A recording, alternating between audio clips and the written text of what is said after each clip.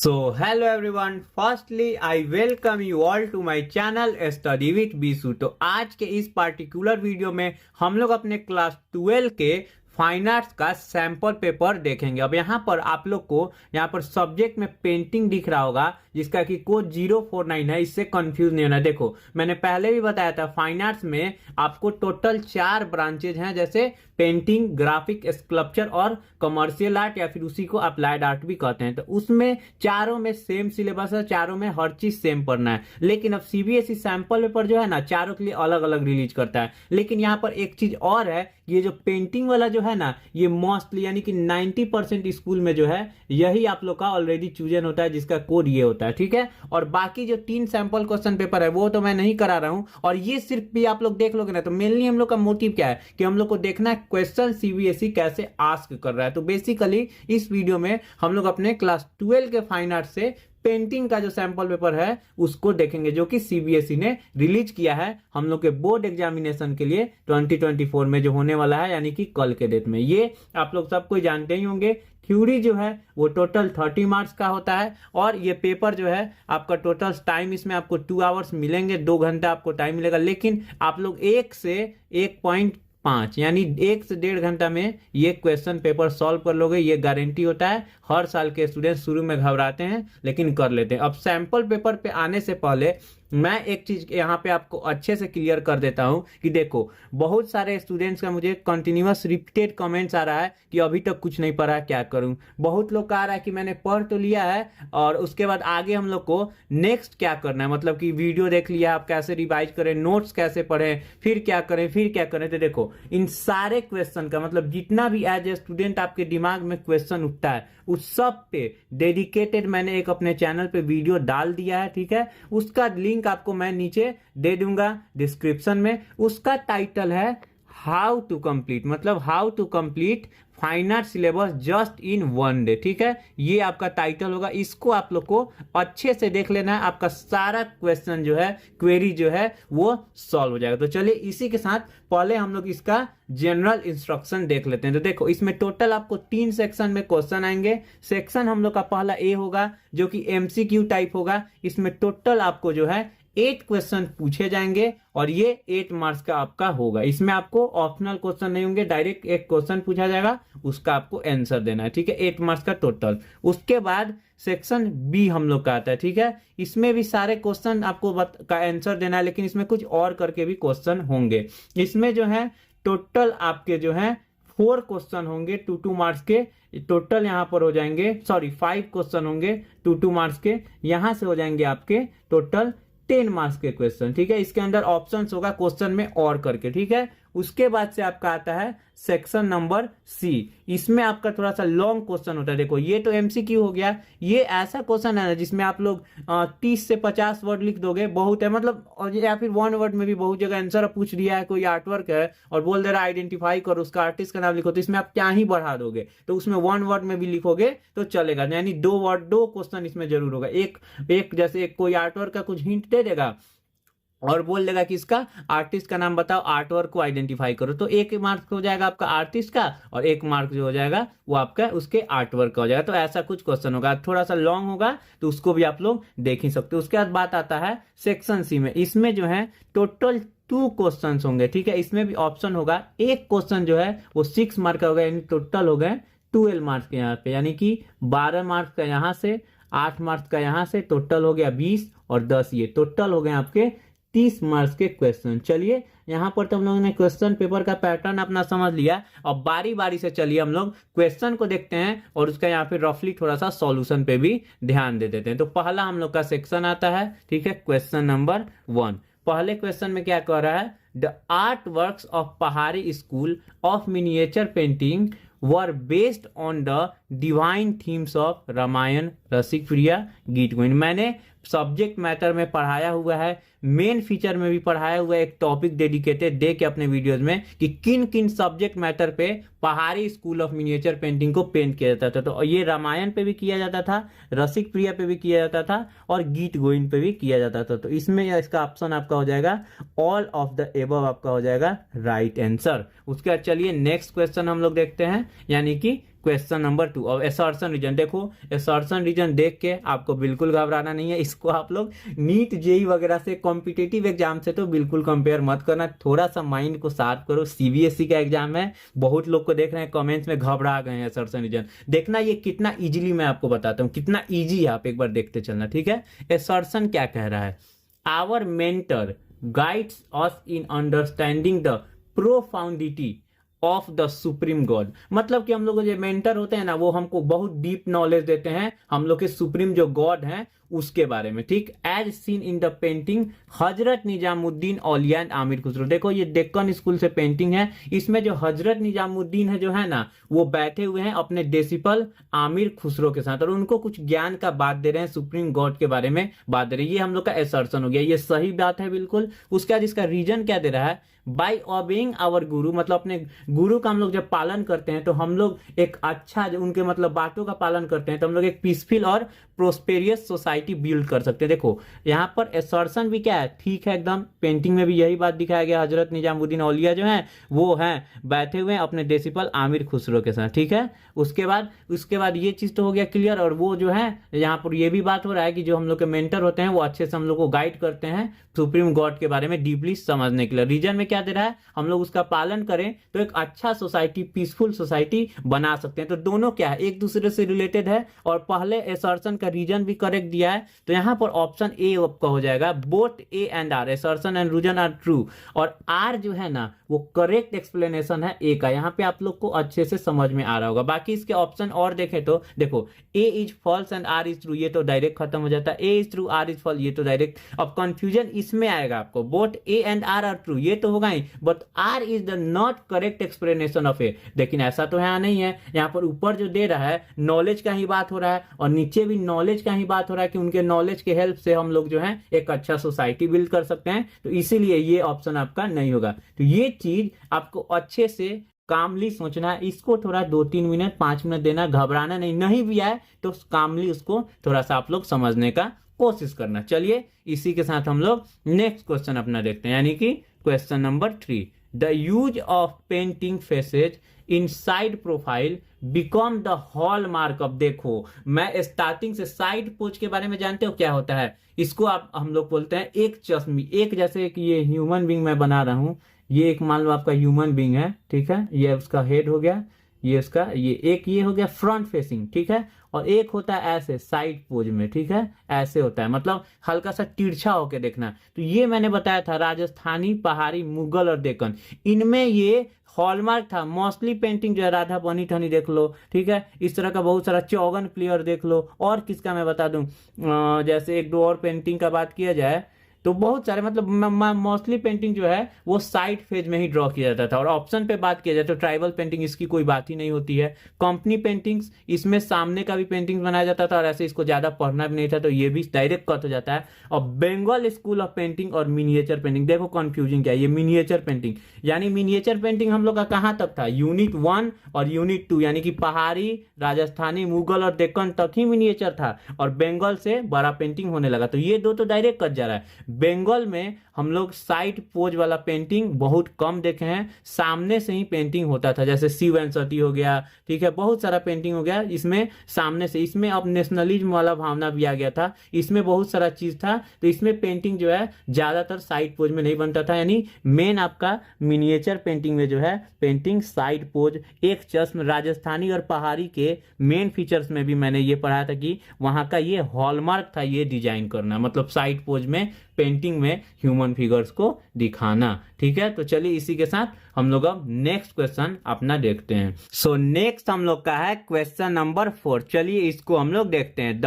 Painting non Yashoda and Krishna with kinsmen going to Vrindavan reflecting the leadership qualities of a youth by voluntarily taking responsibilities at a crucial moment is painted by miniature artist। देखो यहाँ पर ये painting mainly है और इसके कौन miniature artist, यानी ये मिनिएचर पेंटिंग और इसके आर्टिस्ट का क्या नाम है ये पूछा जा रहा है। यहाँ पर ये जो लाइन है ये सिर्फ पेंटिंग का एक छोटा सा डिस्क्रिप्शन दे रहा है। तो चलिए इसके ऑप्शन देख लेते हैं। तो ये जो निहाल चंद है और ये जो नूरुद्दीन है ये तो दोनों है राजस्थानी के पेंटर्स, और ये जो नैनसुख है ये बस एक पहाड़ी के पेंटिंग है। नंदलाल बोस की तो बात ही नहीं, ये तो यूनिट 3 से आ जाते हैं। तो इसका राइट आंसर जो हो जाएगा वो हो जाएगा नैनसुख, यानी कि जो नैनसुख है वो आर्टिस्ट हैं Nand Yashoda and Krishna with kingsman going to Vrindavan miniature painting के आर्टिस्ट नैनसुख। ठीक है, तो चलिए इसी के साथ हम लोग अपना नेक्स्ट क्वेश्चन यानी कि क्वेश्चन नंबर 5 देख लेते हैं। ठीक है, ये असर्शन रीजन है,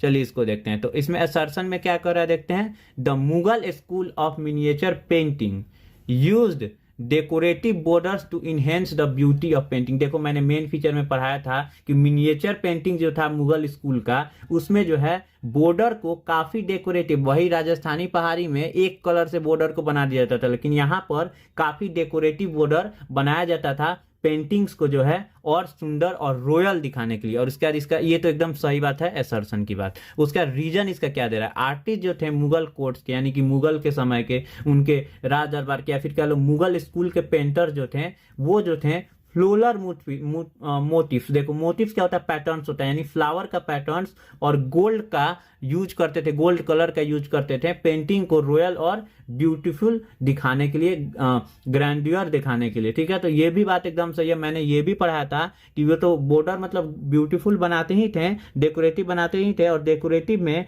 वो फ्लोरल मोटिव्स का यूज करते थे, गोल्ड कलर का यूज करते थे। यानी यहाँ पर ये दोनों सही है, असर्शन भी सही है और उसका रीजन भी सही है। तो बोथ ए एंड आर तो ट्रू है ही, साथ में रीजन जो है वो भी सही है। तो इसका ऑप्शन नंबर जो ए या फिर कह लो फर्स्ट जो है वो आपका सही आंसर हो जाएगा। चलिए इसी के साथ हम लोग अपना नेक्स्ट क्वेश्चन देखते हैं, यानी कि question number 6। So question number 6, the painting Bani Thani is an epitome of elegance showcasing the quality of childhood, womanhood, fatherhood, brotherhood. देखो पहली बात तो ये राधा बनी ठनी पेंटिंग काफी इंपॉर्टेंट है, इस पे पोस्टल स्टैम्प भी हम लोग के इंडियन गवर्नमेंट ने रिलीज किया हुआ है। और यहाँ पर इस पेंटिंग में जो है मेनली जो है ओमेन के ब्यूटी को दिखाया गया है, और ये है सब स्कूल किशनगढ़ से आता है। और किशनगढ़ में मैंने ये बताया था मिस्टीरियस जो ओमेन ब्यूटी है उसको काफी बारीकी से दिखाया जाता है, तो इसीलिए ये जो हो जाएगा इसमें ओमेनहुड यानी कि ओमेन के ब्यूटी को दिखाया गया है। चाइल्डहुड होगा नहीं, फादरहुड होगा नहीं, बॉर्डरहुड होगा नहीं। और ये बनी ठनी पेंटिंग आप लोग अच्छे से जरूर पढ़ना, इससे हर साल क्वेश्चन आता ही है। ठीक है, चलिए इसी के साथ हम लोग अपना नेक्स्ट क्वेश्चन देखते हैं, यानी कि क्वेश्चन नंबर 7 हम लोग का। The highly realistic painting of Mughal school named falcon on a bird rest with Devanagari script was made under the patronage of king. देखो पहली बात तो यहाँ पर किस स्कूल की बात हो रही है, मुगल स्कूल की। उसके अंदर किस पेंटिंग की बात हो रही है, falcon on a bird rest. और इस पेंटिंग पे मैंने बताया था एक देवनागरी स्क्रिप्ट में कुछ लिखा गया है, कुछ पतसा लिखा गया है, मतलब फाल्कन के ही बारे में लिखा गया, जिसका इंग्लिश मीनिंग होता है मतलब इंपेरर का जो बेस्ट फाल्कन होता है वो पदरी पतसा, वो आप लोग कंफर्म कर सकते हो। और ये तो हो गया। इसके आर्टिस्ट कौन थे, तो उस्ताद मंसूर थे, और ये उस्ताद मंसूर काफी फेमस थे बर्ड्स के पेंटिंग को बनाने में। मैं यहाँ पर एक्स्ट्रा पॉइंट्स आपको दे रहा हूँ, ये सब दिमाग में जरूर रखना। अब ये तो हो गया आर्टिस्ट का बात, पेंटिंग का बात। मेन क्वेश्चन में पूछ रहा है कि किस किंग के रीजन में बना था। ठीक है, तो ये जहांगीर के टाइम पे बना था। ये उनका फेवरेट जो ये फाल्कन जो था ना, उनका फेवरेट जो था बर्ड था, और उसी के याद में इन्होंने ये बनवाया हुआ था। ठीक है, तो चलिए इसी के साथ ये भी क्वेश्चन हो गया।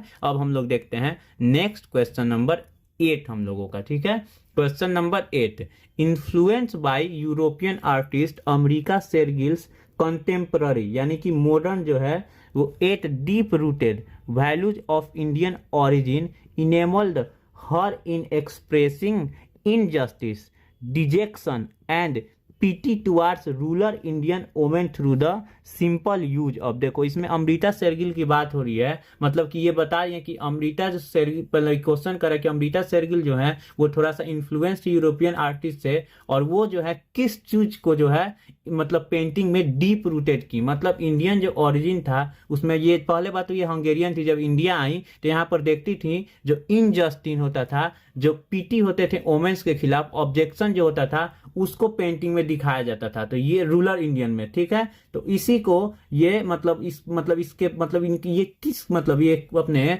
किस पेंटिंग में किस मेथड से मतलब कि सब्जेक्ट मैटर कंपोजिशनल अरेंजमेंट इस किस माध्यम से ये मतलब ये चीज को दिखाती थी रूरल इंडियन जो वोमेन होती थी उसके भावना को, ठीक है। तो ये सब्जेक्ट मैटर के थ्रू तो दिखाती ही थी, साथ में कंपोजिशनल अरेंजमेंट मतलब ये पेंटिंग जो बनाती थी वो उसी सब्जेक्ट मैटर पे बनाती थी। जैसे हल्दी ग्राइंडर्स बनाई है, उसमें पीटी जो वोमेन होती है रूरल वोमेन, उस पे ये पेंटिंग है। सब्जेक्ट मैटर वो है कि हल्दी ग्राइंड करिए, उसमें कंपोजिशनल अरेंजमेंट यानी कि उस पेंटिंग में वो सिंपल वन कलर का जो है क्लॉथ या साड़ी पहने हुए दिखाती थी, उनको थोड़ा सा कमजोर दिखाना, उनका सैडनेस दिखाना, ये सब चीज दिखाती थी। तो यानी दोनों तरीका से होता था। तो ये जो है ऑल ऑफ द एबव जो हो जाएगा इसका हो जाएगा राइट आंसर, ठीक है। तो दैट्स ऑल, यहाँ पे हम लोग का MCQ सारा क्वेश्चन कंफर्म होता है। यहां से आप लोग के 8 मार्क्स डन होते हैं। चलिए इसी के साथ अब हम लोग सेक्शन बी की ओर बढ़ते हैं। सेक्शन बी से क्वेश्चन नंबर 9, चलिए इसको हम लोग देखते हैं।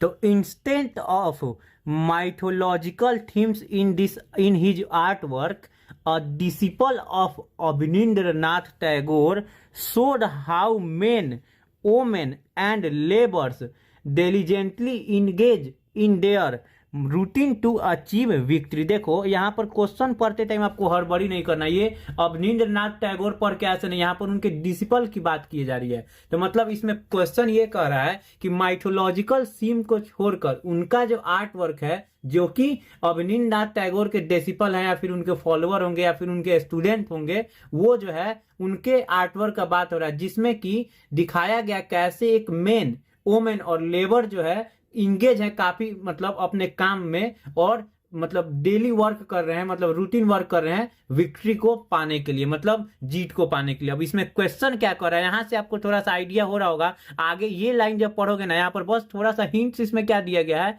इसमें हिंट्स 2 मिल रहा है आपको। एक तो वो डिसिपल है अवनींद्रनाथ टैगोर के, दूसरा जो है इसमें वो माइथोलॉजिकल थीम पर उनका आर्ट वर्क नहीं है, और तीसरा भी इसमें हिंट्स है, इसमें मेन, वोमेन और लेबर को दिखाया गया जो कि बहुत जोर से काम कर रहे हैं, ठीक है। अब क्वेश्चन देखते हैं, who was this sensitive artist and which sculpture, आ गया ना, ये स्कल्पचर पूछ रहा है। From your course of study reflect this through realistic modeling of muscle movement, ये भी आ गया आपका muscle movement, and human form of labour. देखो यहाँ पर स्कल्पचर का बात रहा था, स्कल्पचर से याद आया होगा जिसमें लेबर को, मसल मूवमेंट को दिखाया गया, ह्यूमन फॉर्म को दिखाया गया है, वो स्कल्पचर है ट्रिम्प ऑफ लेबर। और इसके आर्टिस्ट जो हैं वो है, या फिर ये जो मतलब बनाया गया इस स्कल्पचर को, वो है DP रॉय चौधरी। आपको ये अच्छे से याद हो गया होगा। उसके बाद चलिए यहाँ पर तो ये क्वेश्चन का आंसर आपको मिल गया। उसके बाद नेक्स्ट क्या है, describe how the strength of unity brings as shows in the sculpture. मैंने ये जब आर्टवर्क पढ़ाया था उसमें भी ये आपको अच्छे से बताया था। इसमें बेसिकली वो जो डिस्क्रिप्शन है उसको बताना है कि मतलब कैसे कंटिन्यूअस वर्क किया जाता है, उसमें लेबर को दिखाया गया, मतलब कैसे मतलब एक साथ काम किया जाता है जुड़ के एक साथ, तो वो काम कैसे विक्ट्री की ओर बढ़ जाता है, इसके थ्रू दिखाया गया। नेशन बिल्डिंग के कॉन्सेप्ट में भी मैं थोड़ा सा डिस्क्रिप्शन दिया हूं। तो बस यही चीज है। इसी का और एक क्वेश्चन है, चलिए उसको देखते हैं। और में है, considered to be one of the greatest painter in the history of Indian art। इनको कंसीडर किया जाता है greatest painter history of Indian art. He fuses European technique with pure Indian sensibility. देखो यहाँ पर आ गया ना, यहाँ पर एक हिंट है कि ये जो भी पेंटर हैं ये यूरोपियन टेक्निक को जो है इंडियन टेक्निक के साथ जो है वो मिक्स कर देते हैं, ठीक है। He was the first to print his artwork to make them affordable, easily available, bringing fine art close to the masses. और ये जो है अपने मतलब ये जो आर्टवर्क इनका जो पेंटिंग है इसको काफी सस्ता कर देते हैं, अवेलेबल कर देते हैं, जिससे सारे लोगों तक पहुंच पाता है। तो इसमें आप क्वेश्चन यहाँ पर देखो, यहाँ पर हिंट के मामला में बात किया जाए तो बस एक ही है, इसमें टेक्निक को यूरोपियन टेक्निक को इंडियन टेक्निक से मिक्स किया जाता है। अब यहाँ पर क्वेश्चन क्या कर रहा है, identify the name of the artist. तो नेम ऑफ द आर्टिस्ट तो ये है राजा रवि वर्मा। यहाँ ये यूरोपियन टेक्निक मिक्स कर देते हैं इंडियन टेक्निक के साथ, इसी से क्लियर हो जाता है। और उस टेक्निक का नाम होता है टेम्परा एंड आवास, ठीक है। तो ये एक चीज हो गया Raja Ravi Varma. And the painting है Rama vanquishing the pride of ocean, ठीक है। उसके बाद इसमें मेट है, तो वही मैंने बता ही दिया oil on canvas and technique, method and technique, oil on canvas हो गया और रियलिस्टिक पेंटिंग है ये, तो ठीक है चलो ये चीज, ये क्वेश्चन हो गया। उसके बाद क्या कर रहा है, describe how this realistic painting adopted from Ramayana question of the consequence of ego. देखो इसमें पेंटिंग के मैंने सब्जेक्ट मैटर में बताया था, मेनली यहाँ पर आपको सब्जेक्ट मैटर और थोड़ा सा डिस्क्रिप्शन लिखना है, मतलब ऐसे तरह से लिखना है कि देखो इसमें पेंटिंग में बेसिकली दिखाया क्या गया, जो इंद्र जी का ईगो है उसको ये डिस्ट्रॉय कर रहे हैं राम जी जब धनुष उठाते हैं और इंद्र जी को वार्न करते हैं, सॉरी समुद्र देवता को वार्न करते हैं कि अगर पानी का, और इंद्र देवता को कि अगर पानी का जो लहर है नहीं रोके वो, तो ये पूरे अपना बाण चलाएंगे और पूरे समुद्र को सुखा देंगे। तो ये बेसिकली इसको, ईगो को उनके ये तोड़ने के लिए ये कदम उठाए रहते हैं। इसी के आसपास ये पेंटिंग जो है और उसका सब्जेक्ट मैटर रिवॉल्व करता है, ठीक है। तो चलिए इसके बाद हम लोग नेक्स्ट क्वेश्चन की ओर आगे हम लोग बढ़ते हैं और अपना क्वेश्चन नंबर 10 देख लेते हैं। सो क्वेश्चन है, रघुकुल रीति सदा चली आए, प्राण जाए पर वचन न जाए। ये लाइन यहाँ पर दिया गया है, बस ऐसे राइमिंग के लिए दे दिया गया है क्योंकि ये क्वेश्चन इसी के साथ रिवॉल्व करता है। देखो इसमें क्या है, which miniature painting from Rajasthani school showcasing the strong bond of brotherhood between Ram and Bharat. इतना ही से आपको ये समझ में आ गया होगा, ये राम मिलाप वाला जो पेंटिंग है उससे रिलेटेड है। मतलब ये जो आर्ट वर्क है इसमें जो भरत मीट्स रामा एट चित्रकूटा है उस पेंटिंग की बात हो जा रही है। Relives this saying and how has artist help us in elevating our state of life by embedding these virtues and family values. देखो इस पेंटिंग में बेसिकली क्या दिखाया जा रहा है, उसके पहले तो ये मिनिएचर पेंटिंग है कौन स्कूल का, उसके बारे में पूछ रहा है, तो उसका नाम हम लोगों ने दे दिया और इसी का थोड़ा सा यहाँ पर इतना ही से आप लोग पकड़ सकते हो, लेकिन इसमें थोड़ा सा ये डिस्क्रिप्शन भी दे दिए हैं और उसका ये थोड़ा सा और आगे डिस्क्रिप्शन दे दिए हैं। और इसमें एक और क्वेश्चन ये पूछ रहा है कि कैसे जो है आर्टिस्ट इसमें दिखाए हैं कि अपने स्टेट ऑफ लाइफ जो है, मतलब वो जो वर्च्यू होता है, फैमिली का वैल्यूज होता है, वो कैसे दिखाया जाता है। तो इसमें बेसिकली होता क्या, इस पेंटिंग में दिखाया क्या जाता है, जो राम जी जो है ना, कैकेयी जो है दशरथ से कहती है कि राम जी को वनवास पे भेज दें और भरत को राजा बना दे, लेकिन बनने वाले थे राम जी। तो इसी को इनका ये इतना रिस्पेक्ट करते हैं और कैसे ये छोड़ के पूरा राजपाट चले जाते हैं, और छोड़ के चले जाने के बाद जब दशरथ का डेथ होता है तो भरत जी आते हैं और उनको मनाते हैं कि चले और राजपाट समझाएं, लेकिन वो अपना वचन अपने जो पिता को दिए हैं उसको निभाते हैं और 14 साल के वनवास पे ही रह जाते हैं। तो वही यहाँ पर ये लाइन गया, रघुकुल प्रीत सदा चली आए, प्राण जाए पर वचन न जाए। इसी का यहाँ पर बात हो रहा है, ठीक है। ये क्वेश्चन आपका हो गया, आपको कैसे इसमें लिखना है, तो यही आपको सब्जेक्ट मैटर को थोड़ा सा मोल्ड करके लिख दोगे। उसके बाद नेक्स्ट में क्या है, give an example through an episode from the present day scenario which help our future generation in character building। अब इसमें क्या कर रहा है कि इस एपिसोड से जो है प्रेजेंट डे के सिनेरियो को, प्रेजेंट डे में जो सिनेरियो बना हुआ है उसको, मतलब उससे कुछ आपको सीख देना है। मतलब एक एग्जाम्पल आप पेपर में लिख सकते हो कैसे, कि इसमें कैसे आप लोग, मतलब देखो जैसे इसमें दशरथ जी का बात कैसे राम जी मान लिए, तो मतलब बड़ों का बात कैसे मान के उतना राजपाट छोड़ के चले गए, इसी को आपको लिखना है। और इसको लिखना है कि आज के डेट में जो चीज मिसिंग है, बड़े भाई का लोग बात नहीं मानते हैं, तो यहाँ से उनको ये एक शिक्षा लेना चाहिए और अपने बड़ों का बात मानना चाहिए, वो लोग जो कह दें उसको मान लेना चाहिए। चलिए तो इसी के साथ ये 10 नंबर हम लोग का क्वेश्चन होता है इसका। चलिए अब हम लोग नेक्स्ट और वाला पार्ट देख लेते हैं। सो चलिए इसको भी देख लेते हैं। During the early 19th century India was a male dominant society. दाना showed women empowerment, their versatile personality and showcased them overcoming traditional norms। देखो यहाँ पर बात हो रहा है कि 19वीं सदी का जो शुरुआत था उसमें मेल जो है, अभी भी इंडिया के बहुत सारे स्टेट में जो है मेल को काफी डोमिनेटिंग दिखाया जाता है, ठीक। तो इसमें क्या होता है, आर्टिस्ट जो दाना है वो एक पेंटिंग बनाते हैं और वोमेन एम्पावरमेंट को दिखाते हैं कि 19वीं सदी में भी कितना ज्यादा वोमेन को छूट दिया जाता है। पहले तो ये दाना जान लो, इनका पेंटिंग का नाम क्या था, इनका पेंटिंग का नाम था चौगन प्लेयर, ठीक है, चौगन प्लेयर्स। उसमें ये जो है हॉर्सेस पर दिखाए हैं कुछ जो फीमेल हैं, जो ह्यूमन्स हैं, वो कैसे पोलो जो एक गेम होता है उसको खेल रही है उस जमाने में। जबकि आज के जमाने में भी ये चीज उतना बहुत सारे स्टेट में रोक टोक रहता है, वो तो अकेले बाहर तक नहीं जा सकती, उसमें तो घोड़ों पे चढ़ के उनको गेम खेलते हुए दिखाया गया। तो चलिए मेन बेसिकली इसकी बात हो रही है। इसमें क्वेश्चन में क्या कर रहा है, throw light on the role shown in the subject matter of दाना पेंटिंग फ्रॉम योर सिलेबस। देखो इसमें सब्जेक्ट मैटर की क्या बात है, जो मैंने अभी बोला ना कि कैसे ये उस समय के वुमेन इंपावरमेंट को दिखा रहे हैं कि हॉर्स पे उनको जाने दिया जा रहा है, पोलो खेला जाने दिया जा रहा है, वो भी उस जमाने की बात है जो कि आज के जमाने में भी बहुत जगह पे मिसिंग है। यहाँ पर बेसिकली आपके जो स्टैंडर्डाइजेशन है उसको बढ़ाया जा रहा है, आपके माइंडसेट को बोर्ड करने के लिए ये इस सब्जेक्ट मैटर पे दाना पेंटिंग किए कि आज हम लोग को उससे सीखना चाहिए। उसके बाद नेक्स्ट क्या है, how can this Rajasthani painting still help in broadening the mindset of our society. बस यही चीज यहाँ पर सेम चीज आपको लिखना होगा कि कैसे ये हेल्प करता है हम लोग के सोसाइटी के माइंडसेट को चौड़ा करने में, ब्रॉड करने में। तो वही उस जमाने में जब इतनी फीमेल जो है वो जाके खेल सकती है बाहर पोलो, तो आज की डेट में क्यों इतना रोक टोक। बहुत जगह तो वुमेन्स को पढ़ने नहीं दिया जाता है, ग्रेजुएशन में ही आते आते शादी कर दिया जाता है, अकेले बाहर नहीं जाने दिया जाता है।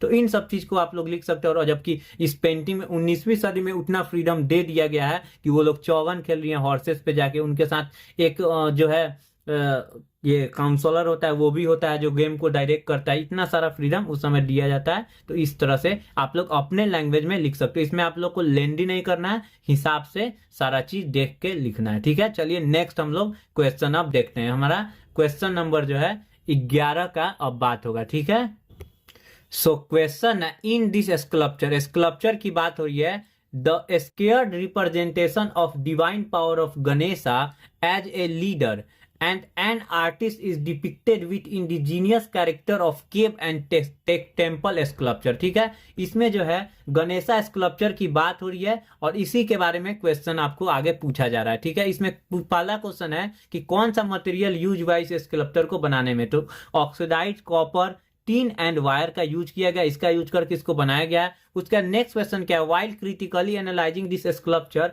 Identify some characteristic of leader and an artist which inspires you. देखो यहाँ पर क्वेश्चन थोड़ा सा ये लैंग्वेज टफ कर देते हैं, ऐसा टफ नहीं, थोड़ा सा घुमा देते हैं। बेसिकली इसमें जो सब्जेक्ट मैटर मैंने पढ़ाया ना उसमें थोड़ा सा बताया इस चीज के बारे में, तो वो आप लोग लिख देंगे थोड़ा सा, बस 3-4 लाइन में, मतलब मुश्किल से 20 से 30 वर्ड्स में लिख दोगे, बस आपका आंसर हो जाएगा। मतलब एक लीडरशिप का क्वालिटी आप लोग अपने लैंग्वेज में भी लिख सकते हैं। और इस आर्टिस्ट का मतलब जैसे ये गणेशा है तो मैंने डिस्क्रिप्शन में बताया ना ऐसे बनाया गया, ये चीज को ऐसे दिखाया गया, तो उसमें कोई एक कैरेक्टरिस्टिक को पकड़ लेना, कहना यही जो चीज है हमको इसमें सबसे ज्यादा आर्टिस्ट का इंस्पायर किया है। बस दैट्स ऑल। इसी के साथ चलिए हम लोग अब इसका और वाला क्वेश्चन देखते हैं। देखो और क्वेश्चन जहां भी होगा ना, आपको ये नहीं कि दोनों बना लेना है, दोनों में जो सबसे बेस्ट तरीका आपको आता होगा उसी को बनाना है। तो चलिए आगे का हम लोग देखते हैं क्वेश्चन। सो क्वेश्चन है, MF. Hussain painted cinema poster in his early days of for living. ठीक है, शुरुआती दौर में ये जो पोस्टर जो थे और सिनेमा के पोस्टर जो थे वो पेंट करते थे अपने जीवन को चलाने के लिए। But his art style flourished and was later honored by government of India with Padma Shri, Padma Bhushan and Padma Vibhushan for his great contribution to art। यहाँ पर एम.एफ. हुसैन के बारे में छोटा सा एक इंट्रोडक्शन दिया। अब क्वेश्चन क्या कह रहा है, identify the painting made by him from your course. मतलब आपके कोर्स में इनका पेंटिंग जो है वो है मदर टेरेसा, मैंने पढ़ाया था मदर टेरेसा पेंटिंग जो है इन्होंने बनाया था। उसके बाद क्या क्वेश्चन नेक्स्ट कर रहा है, how does it inspire you. ये मतलब ये पेंटिंग आपको कैसे इंस्पायर करता है। देखो तो इस पेंटिंग में ना बहुत ब्यूटीफुली एक ही पेंटिंग में 3 फ्रेम को दिखाया गया और मदर टेरेसा को काफी पावरफुल दिखाया गया। 3 मदर टेरेसा हैं, एक में बच्चे को ली हैं और एक में अपने लैप पर जो है मेल को मतलब ये लेटाई हुई है। मतलब सबको, मतलब जो होमलेस होते हैं, गरीब होते हैं, उनका मदर टेरेसा कैसे ध्यान देती हैं, बेसिकली यही चीज पेंटिंग में दिखाया गया है। और यही काइंडनेस को स्पेशली ये दिखाते हैं अपने पेंटिंग से मदर टेरेसा के, यही आपको इंस्पायर करता है। इस तरह से आप लोग अपने लैंग्वेज में लिख सकते हो। उसका नेक्स्ट क्या है, using elements of art as your parameter explain how this painting depicts epitome of compassion and care। वही सेम बात आ गया इसमें, इसका जो एलिमेंट्स का हो या फिर कैरेक्टरिस्टिक को इस पेंटिंग में बेसिकली आपको लिखोगे कि 3 फ्रेम है, तीनों फ्रेम में डिफरेंट मदर टेरेसा के आकृति को बनाया गया है। ठीक है, उसके बाद एक में ये बच्चा को लिए, एक में अपने लैप पर एक मेल को सुलाए हुए, हो सकता है वो फेंटेड है, उसका तबियत खराब है तो उसका ध्यान दे रही है। तो इसी जब चीज को दिखाते हुए ये पेंटिंग जो है मदर टेरेसा के कंपैशन और केयर को दिखाता है। दैट्स ऑल, ये आपका हो गया। उसके बाद चलिए हम लोग नेक्स्ट क्वेश्चन अपना देखते हैं, यानी कि क्वेश्चन नंबर 12 हम लोग का। तो evaluate the aesthetic beauty of any one of the following which shows the connection and bond between royal figures and royal animal. देखो पहला पेंटिंग है दारा सिको की बारात फ्रॉम मुगल स्कूल, या फिर marriage procession of Dara Shikoh, Mughal school का ये पेंटिंग है। इसमें कैसे एनिमल्स और जो रॉयल फिगर्स यानी कि जो दारा सिको हैं वो मतलब किंग है तो रॉयल हो गए, रॉयल या ह्यूमन फिगर्स के बीच में कैसे कनेक्शन को दिखाया गया। तो इसमें दिखाया जा सकता है कि इनका जो बारात है जब जा रहा है तो उसमें एलिफेंट्स हैं, हॉर्सेज हैं, उस पर ये लोग राइड कर रहे हैं। तो इस तरह से आप लोग एक दो लाइन में डिपिक्ट कर सकते हो कि एक साथ उनको बहुत ब्यूटीफुली पेंटेड किया गया है। साथ में ऐसा नहीं है कि सिंपली एनिमल को पेंट किया गया है, वो डिफरेंट डिफरेंट ज्वेलरी पहने हुए हैं, उनके जो बैक है उस पे बहुत सारा कारपेट बिछाया गया, उनको डेकोरेट किया गया। इस तरह से आप लोग लिख सकते हैं। सेम चांद बीबी प्लेइंग पोलो जो है डेक्कन स्कूल से है, इसमें भी जो है सेम इसमें भी जो हॉर्सेज हैं जिसपे प्रिंसेस बैठ के चौगन जो गेम है, पोलो जो गेम है वो खेल रही हैं, उसमें भी जो हॉर्सेज हैं वो काफी डेकोरेटिव हैं, काफी ट्रेंड है। ऐसा लगता है जब गेम खेल रहे हैं तो जाहिर सी बात है उन प्रिंसेस के कमांड पे वो चलते होंगे। तो ये चीज मतलब बेसिकली दिखाया गया और काफी डेकोरेटेड मैनर में। दोनों में आप लोग सेम पॉइंट्स में आंसर लिख सकते हो। ठीक है, चलिए इसी के साथ हम लोग अपना अब नेक्स्ट क्वेश्चन देखते हैं। क्वेश्चन नंबर हम लोग का 3rd। सो क्वेश्चन है our national flag is the identification of our country. हम लोग का जो नेशनल फ्लैग है हम लोग का करेंट, उसका बात हो रहा है, एंड इट्स सिटीजन्स। ठीक है, कैसे हम लोग का नेशनल फ्लैग जो है हम लोग का पहचान है और हम लोग के कंट्री के सिटीजन्स का। It narrate thousands of stories of courages and sacrifices, peace and honesty. ये जो है कैसे नरेट करता है, जिस मतलब जो भी लोग देश को फ्री कराएं, उनके करेज को, उनके सेक्रीफाइस को, उनके ऑनेस्टी को और पीस को, चैवरी को और प्रोस्पेरिटी को। ठीक है, embracing secularism as it proudly flies high in our independent sky. मतलब हम लोग के कैसे स्वतंत्र देश में जो है आज ये झंडा फहरता है। इसमें क्वेश्चन क्या है, do you feel we still imbibe this qualities in us. मतलब ये जो ये सेक्रीफाइस का भावना है, पीस का भावना है, ऑनेस्टी का भावना है, प्रोस्पेरिटी का भावना है हम लोग के लिए, क्या वो हम लोग के अंदर है या आप फील करते हो। इसमें अपना पॉइंट ऑफ व्यू आपको लिखना है। ये मैं क्या ही बताऊं, आप लोग सिंपली लिख सकते हो कि हाँ आज भी हम लोग को शांति बना के रखना चाहिए, हम लोग आने वाले नेक्स्ट जनरेशन है, इस तरह से कुछ आप आंसर इसका लिख सकते हो। ठीक है, उसके बाद नेक्स्ट क्वेश्चन में क्या कर रहा है, how can these values help us in contributing towards the progress of our country. देखो ये वैल्यू जो दिए गए हैं, करेज का, सेक्रीफाइस का, पीस का, ऑनेस्टी का, ये कैसे कंट्रीब्यूट करेगा। तो देखो जब ये हम लोग के अंडर होगा, इसमें आप लोग लिख सकते हो कि ये चीज हम लोग के अंडर होगा, तब हम लोग अच्छे से अपने वर्क पे ध्यान कर पाएंगे। जो आजकल भेदभाव हो रहा है, रिलीजियस पॉइंट ऑफ व्यू से हो, पॉलिटिकल पॉइंट ऑफ व्यू से हो, इस सब पे नहीं देना चाहिए। उस उनके बजाय हम लोग को सेकुलर होना चाहिए, सैक्रिफाइस करना चाहिए अपने नेशन को आगे बढ़ाने के लिए, ना कि सेल्फ अपने लिए सेल्फिश होकर। तो ये सब चीज आपका क्वालिटी होना चाहिए जो कि कंट्रीब्यूट करेगा नेशन को प्रोग्रेस करने में। ठीक है, तो यही सब चीज के बारे में बात हो रहा है। चलिए हम लोग नेक्स्ट क्वेश्चन अब देखते हैं इसी का और जो है करके। ठीक है, तो चलिए देख लेते हैं। So art becomes a powerful medium when it reflect the social issue. सही बात है, जब कोई भी पेंटिंग जो है जब सोशल इशू को दिखाता है तो वो काफी पावरफुल बन जाता है। जब वो प्रॉब्लम दिखाता हो वोमेन्स रिलेटेड, उनके suffering related and traumas due to the male practice, specially after being a widow. जब एक लेडी का हस्बैंड मर जाता है, वो विडो हो जाती है, तो वो किस तरह से सफर करती है सोसाइटी में, उसके बारे में जब दिखाता है। ठीक, तो वो आर्टवर्क डेफिनेटली बड़ा हो जाता है, मतलब काफी ज्यादा मतलब पावरफुल मीडियम बन जाता है, जो कि सोसाइटी में एक अच्छा इंपैक्ट लाता है लोगों को जागरूक करने में। ठीक है, तो इसमें क्वेश्चन क्या कर रहा है, आइडेंटिफाई द प्रिंट। यहाँ पर ये प्रिंट की बात हो रही है, तो वीडियो वोमेन किस प्रिंट में दिखाया गया था, ऑफ वॉल्स एक प्रिंट है उसमें दिखाया गया। उसके बाद क्या कर रहा है, इस प्रिंट के बनाने वाले प्रिंट मेकर कौन है, तो अनुपम सूद है। उसके बाद मीडियम तो पेपर पे बना था, टेक्निक क्या था, तो लिथोग्राफी या लिथोग्राफी भी कह सकते हो। उसके बाद नेक्स्ट क्वेश्चन हम लोग देखते हैं, how successful do you think the artist has been in showcasing this issue. मतलब इसमें कैसे आर्टिस्ट जो है सक्सेसफुल हुआ है ये इशू को दिखाने में। तो देखो इस पेंटिंग में काफी बारीकी से जो है दिखाया गया है कि कैसे एक वोमेन जो है रोड के साइड पे बैठी हुई है और उसका चेहरा तक फेसलेस पेंटिंग है, यानी उसको इतना दर्द है, मतलब खोखलापन को भी दिखाया गया है इस पेंटिंग में। और ब्लैक एंड व्हाइट इसको थोड़ा सा पेंट किया गया है, थीम दिया गया है, गरीबी को भी दिखाया गया है अच्छे से। तो शोकेस करने में ये काफी अच्छे से शोकेस किया है। एंड नेक्स्ट क्या करना है, and spreading awareness through this print. हाँ, तो ऑब्वियस सा बात है, ऐसा पेंट जो प्रिंट है प्रिंट मेकर्स करेंगे, जब ये मार्केट में आएगा, जब ये मतलब वाइडली एक्सप्रेड होगा, तो जाहिर सा बात है इस चीज पे लोगों का ध्यान जाएगा। जो अच्छे सोच वाले इसको प्रमोट करेंगे, ऐसा जो माल प्रैक्टिसेस होता है, जो ऐसा सफरिंग होता है, उसको कम करेंगे कुछ अच्छे लोग आके सामने से। उसके बाद how can you contribute in decaying them from the society, मतलब कैसे आप ऐसे सोच को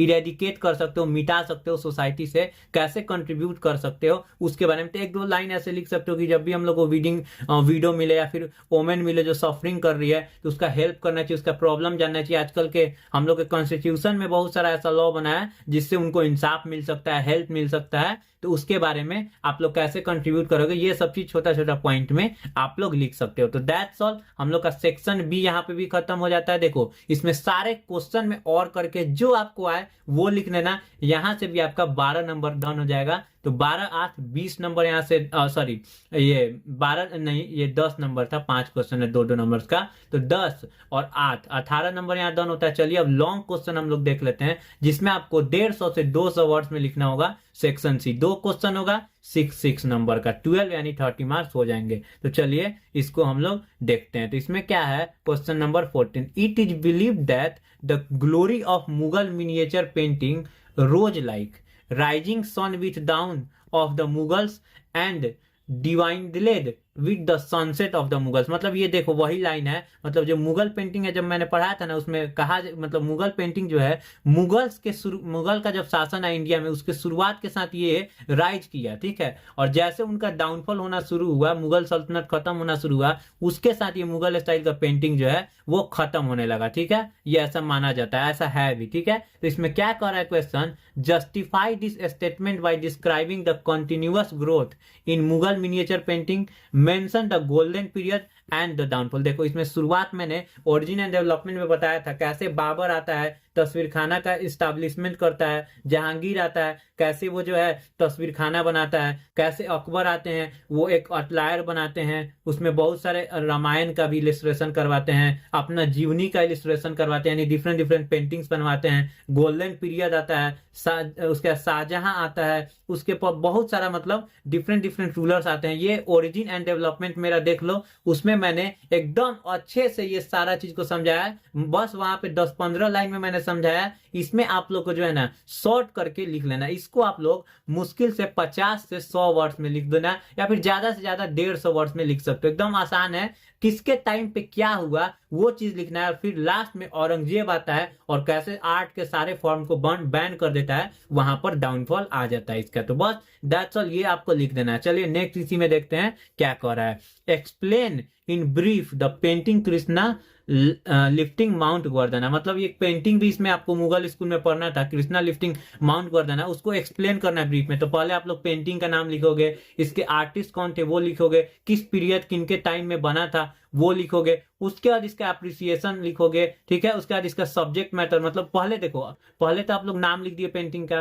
किन आर्टिस्ट ने बनाया है, उसके बाद किनके पीरियड मतलब किन रूलर के पीरियड में बना, उसके बाद किस सब्जेक्ट मैटर पे ये पेंटिंग बेस्ड है, उस पे आप लिख दोगे 10-20 वर्ड में। उसके बाद इसका अप्रिसिएशन यानी किस पेंटिंग में क्या दिखाया गया है उसको लिख दोगे। यहाँ से 6 मार्क्स का नंबर आपका कंफर्म हो जाएगा। देखो कितना इजी क्वेश्चन दे दिया है 6 मार्क्स में, ठीक है। चलिए आगे का हम लोग अब देखते हैं क्वेश्चन, ठीक है। क्वेश्चन नंबर 15 हम लोग का, throw light on the origin and development of Rajasthani school of miniature painting and the aesthetic qualities practice by sub school. देखो यहाँ पर सब स्कूल पे पहले बाद में आते हैं, आपको सिंपली यहाँ पर कह रहा है कि ओरिजिन एंड डेवलपमेंट जो है Rajasthani school of miniature painting का, उसको पहले आप लोग डिटेल में लिख देना। उसके सब स्कूल्स के बारे में मैंने बहुत इलाबोरेटिव वे में पढ़ाया हुआ है।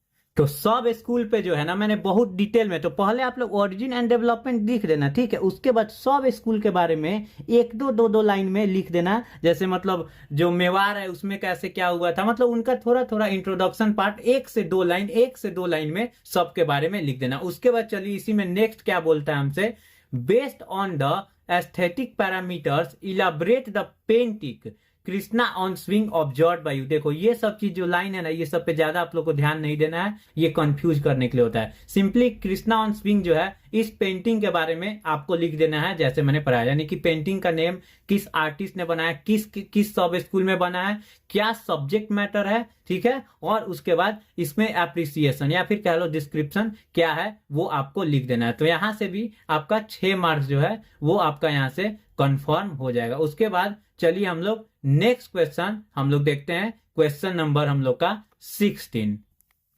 सो क्वेश्चन नंबर हम लोग का 16, the Bengal school gave Indian art and identity and acceptance which lost due to the foreign invasions and the British rule. मतलब बंगाल स्कूल जो है, साइड से बात है, जब मैंने ओरिजिन एंड डेवलपमेंट पढ़ाया था तो उसमें दिखाया था कैसे यूरोपियन जो आए थे वो जबरदस्ती हम लोग पे अपना स्टाइल थोप दे रहे थे, और डिफरेंट डिफरेंट गॉडेस का जैसे उनका मोटरसाइकिल पे पिक्चर बना देना, कैसे गलत सलत पिक्चर बनाना, जबरदस्ती हम लोग पे थोपना, इस चीज को दिखाता था, जिससे इंडियन आइडेंटिटी था जो आर्ट का वो जो था धीरे धीरे खत्म हो रहा था। तो ये बंगाल स्कूल जो है कैसे, इसका मतलब ये जो बंगाल स्कूल है कैसे मतलब ये जो है सपोर्ट देता है, मतलब कैसे मास सपोर्ट में आर्टिस्ट जो है वो आते हैं, एक साथ काम करते हैं, और कॉमन पीपुल जो है फ्रीडम मूवमेंट के उसमें भी हेल्प करते हैं, ठीक है। तो बेसिकली इसमें अवनींद्रनाथ टैगोर हो गए, ईवी हैवेल्स हो गए, ये लोग एक साथ मिलते हैं, डिफरेंट डिफरेंट फॉर्म में आर्ट्स को बनाते हैं, और नेशनल फ्रीडम मूवमेंट में भी इनके आर्ट वर्क को काफी मतलब दिखाया जाता है। जैसे ब्रिटिशर्स के खिलाफ ये आर्ट वर्क का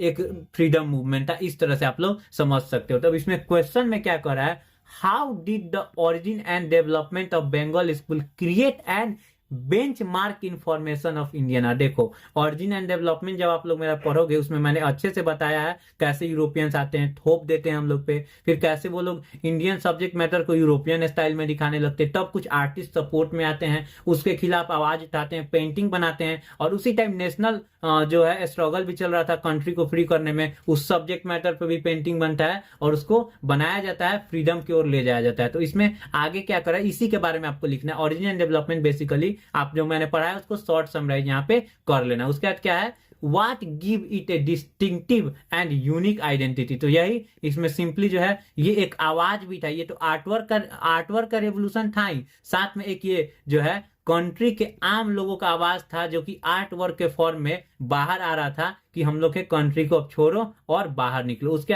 इसमें और क्या कह रहा है, choose and describe any one painting from the Bengal school. अब एक आपको पेंटिंग ले लेना है बंगाल स्कूल से, जो भी आपका फेवरेट हो उसको आप लोग को जो है लिख देना है, डिपिक्ट कर देना है, पेन एंड विच डिपिक्स। अच्छा हाँ, इसमें एक कॉन्ट्राडिक्शन है, कोई को नहीं लेना है, इसमें ऐसा पेंटिंग लेना है जो कि डिपिक्ट करता है पेन को, रियल लाइफ सिचुएशन में जो है पेन को डिपिक्ट करता है, सैडनेस को डिपिक्ट करता है, और आगे देखते हैं और एगोनी को। तो देखो इसका सबसे बेस्ट एग्जांपल हो जाएगा जर्नी। इसमें कैसे एक कैमल का राइड खत्म हो रहा है तब भी वो अपने पीठ पे जो है सामान को धो रहा है, उसके बारे में ये पेंटिंग दिखाता है। तो देखो इसी पेंटिंग के बारे में आगे दे रहा है, support your answer through this point mention below. मतलब ये जो ऐसा पेंटिंग है, ये पेंटिंग तो आपको लिखना ही है, उसमें कैसे लिखना है ये, मतलब ये जो क्वेश्चन है इसमें किस किस पॉइंट को हाईलाइट करते हुए लिखना है उसके बारे में भी थोड़ा सा दिखाया है। तो वही बंगाल स्कूल का मैंने बताया, ओरिजिन डेवलपमेंट आप लोग को छाप देना है, पेंटिंग जो है और उसका आर्टिस्ट लिख देना है, यानी जर्नी इंड लिख दोगे आप लोग, उसमें क्या मीडियम टेक्निक यूज हुआ है,